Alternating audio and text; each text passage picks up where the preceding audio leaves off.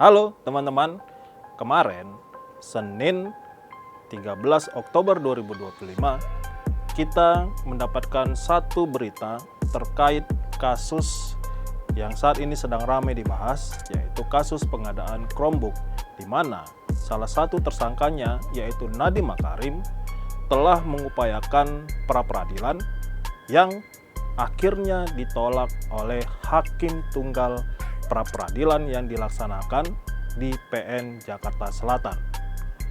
Kuasa hukum Nadiem menyatakan bahwa hakim tidak mau terlalu masuk ke dalam alat bukti yang telah dituduhkan oleh para JPU terhadap Nadiem Makarim.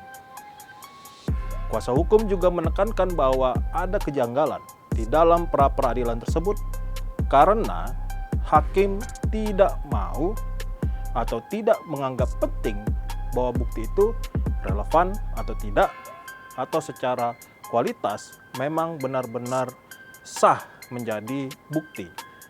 Karena kuasa hukum Nadiem menekankan pentingnya kerugian negara ditetapkan secara terperinci, secara aktual, faktual untuk menjadi syarat utama penetapan tersangka dalam tindak pidana korupsi.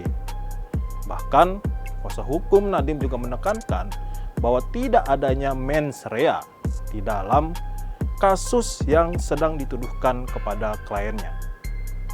Nah, di sisi lain, kalau kita melihat terkait kerugian negara, terkait mens rea, ada satu kasus juga yang menarik menjadi perbandingan kita saat kejaksaan mengusut kasus terkait alat bukti kasus robot trading Fahrenheit.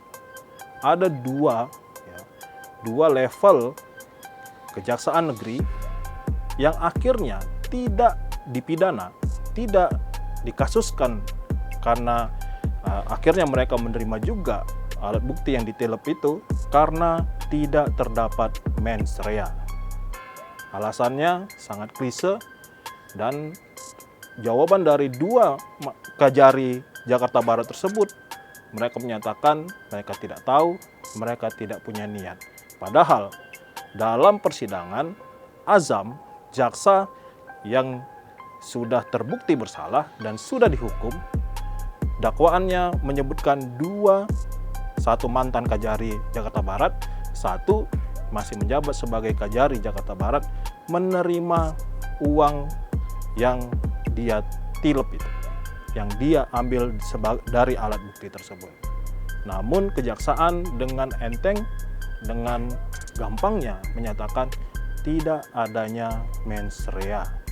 Lalu mengapa dalam kasus Nadiem Makarim, Nadiem jelas tidak ada keuntungan yang dia dapatkan, tidak ada duit yang dia dapatkan, bahkan tidak ada uang yang dia kembalikan, karena memang jelas dan terang benderang Nadiem tidak menerima sedikit pun, sepeser pun dari kasus korupsi pengadaan Chromebook tersebut.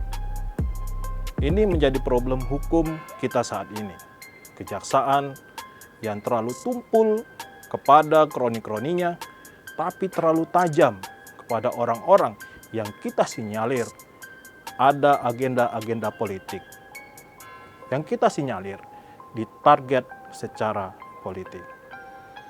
Saya berharap kejaksaan bisa memperbaiki dirinya, bisa mereformasi dirinya, khususnya terkait bagaimana mereka membersihkan orang-orang di dalam kejaksaan tersebut, supaya jaksa di dalam melaksanakan tugasnya, khususnya kasus-kasus korupsi seperti Nadiem Makarim dan yang lain-lain, tidak didiskreditkan oleh publik, tidak direndahkan oleh publik karena integritas kejaksaan. Semoga kejaksaan makin baik dan kita berharap Nadiem Makarim bisa mendapatkan keadilan. Salam, sampai jumpa.